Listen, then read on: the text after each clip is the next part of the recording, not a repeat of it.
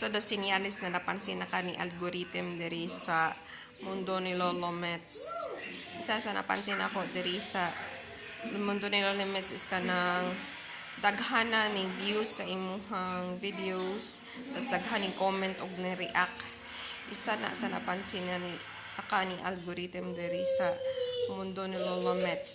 Tas isa sa napansin ako is kanang kasagaran jud is kanang nag-viral na video nimo na good quality at nindot ang imuhang content. Isa po sa napansin na ka ni algorithm diri is kanang sa notification nimo mga kainday kanang naay nag-notif na 100 reels play sa imong videos, tas 10 reaction, 50 reaction, kana napansin na ka ni algorithm na. Isa po sa napansin na ka ni algorithm is kanang imong video is gipakalat na niya sa ibang tao, daghan ang nakakita sa imong video.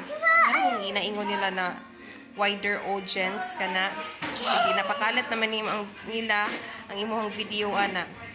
Isa po sa mapansin nimo ana pag naa kay ma-viral na isa ka video diri mga kainday is magsunod-sunod na jud na imuhang followers ana. Kay daghan naman nakakita sa imuhang video. So it means mo follow na jud na sila sa imuha kay kanang sa wala na kaila sa imuha, nakaila na sa imuha kay na viral naman imong video. So it means mo follow na sila diretso sa imuha kung ganahan sila sa imuhang content. So ora to akong maingon diri mga kainday no.